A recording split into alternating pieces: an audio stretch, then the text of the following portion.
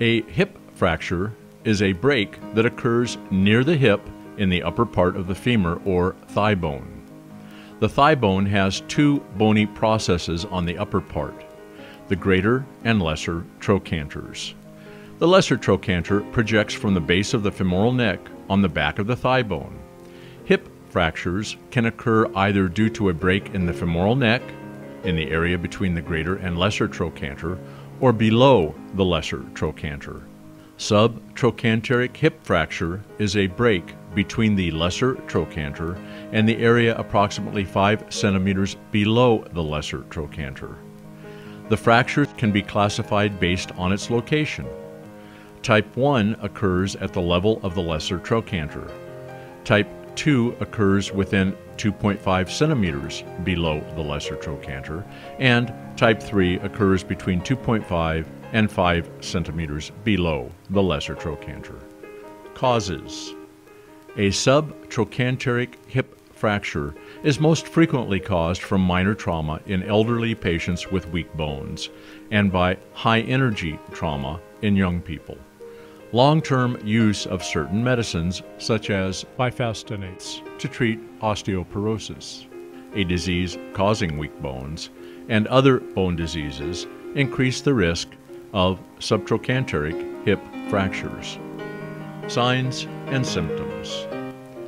Signs and symptoms of subtrochanteric hip fracture include pain in the groin or outer upper thigh, swelling and tenderness, discomfort while rotating the hip, shortening of the injured leg, outward or inward turning of the foot and knee of the injured leg.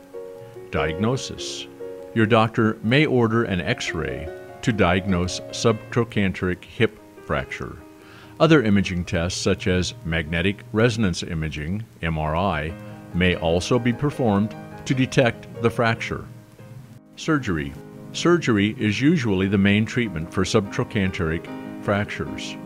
Surgical options include external fixation, intramedullary fixation, or by using plates and screws. External fixation is a temporary fixation and used for severe open fractures. Pins are inserted into each of the fractured fragments and supported with tubes close to the bone. The tubes are interconnected together with short tubes to provide more stiffness for the frame. Intramedullary fixation involves managing the fracture with a long intramedullary nail, which is fixed with a large screw. Additional screws, known as interlocking screws, are inserted at the lower end of the nail to prevent rotation of bones around the nail. Your surgeon may use a plate with screws attached instead of a nail in certain cases. Screws will be fixed into the bone from the outer side of the femur.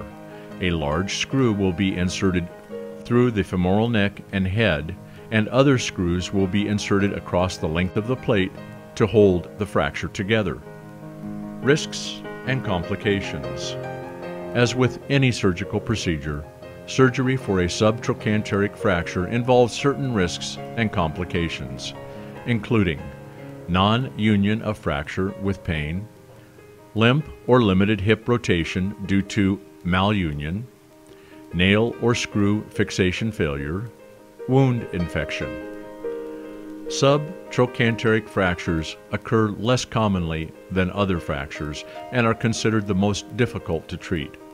Your doctor will suggest an appropriate therapeutic approach to treat the fracture based on your age and the severity of the fracture.